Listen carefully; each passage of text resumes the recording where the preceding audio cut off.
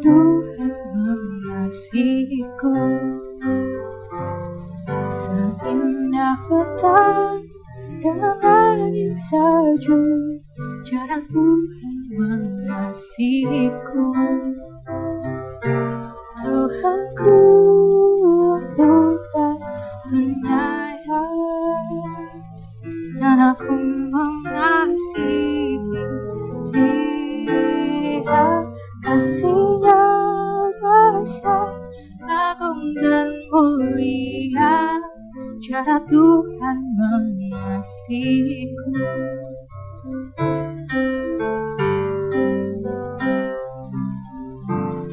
Sedalamnya laut, seluas angkasa, cara Tuhan mengasihiku.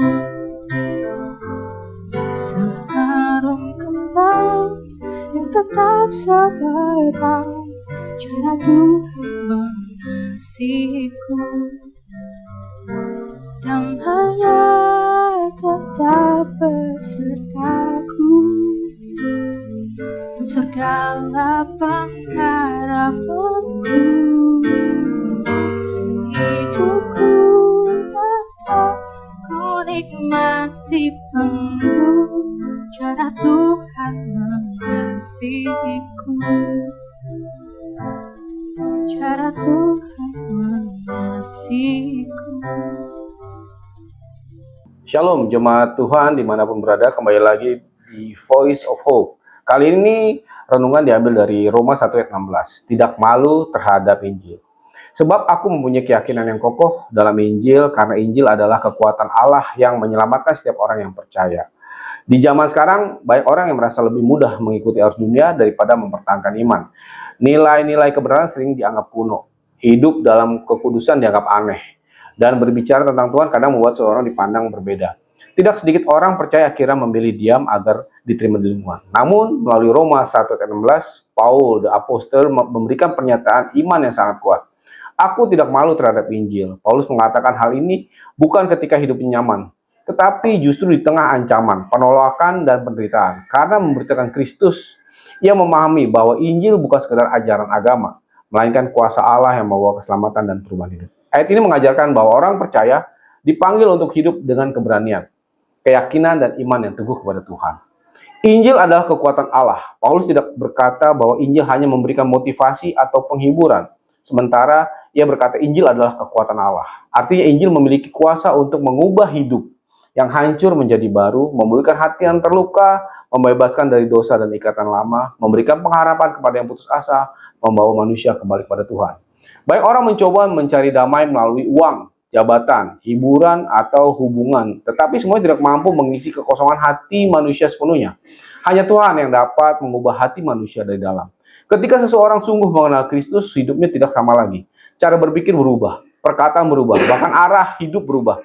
Itulah kuasa Injil yang bekerja. Apakah saya sungguh percaya bahwa Injil masih berkuasa mengubah hidup hari ini? Apakah saya mengandalkan Tuhan atau lebih mengandalkan kekuatan diri sendiri?